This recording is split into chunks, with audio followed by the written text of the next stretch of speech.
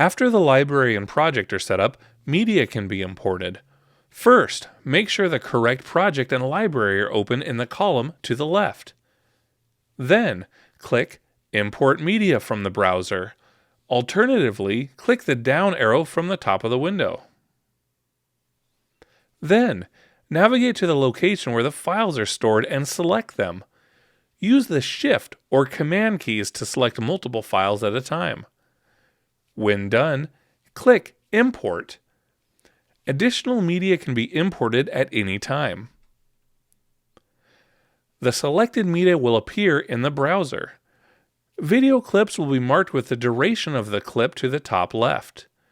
Photos will be marked with a camera icon. And audio-only files will display as a green waveform. Be aware that long videos may take a few minutes to process before they can be used. To preview video clips, hover over them and move the cursor from left to right. The clip will display in the viewer. To preview audio clips, select it and press the spacebar to play it. To listen to different sections, click within the clip to move the playhead.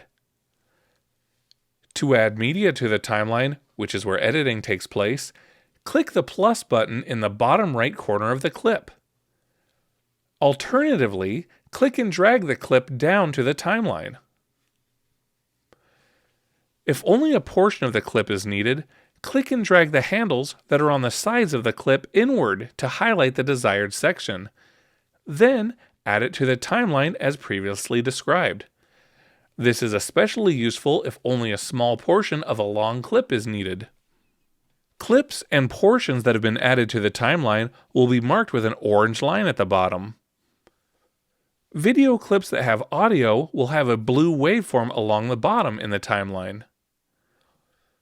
More information about iMovie can be found in our other videos, or by visiting the PLU knowledge base.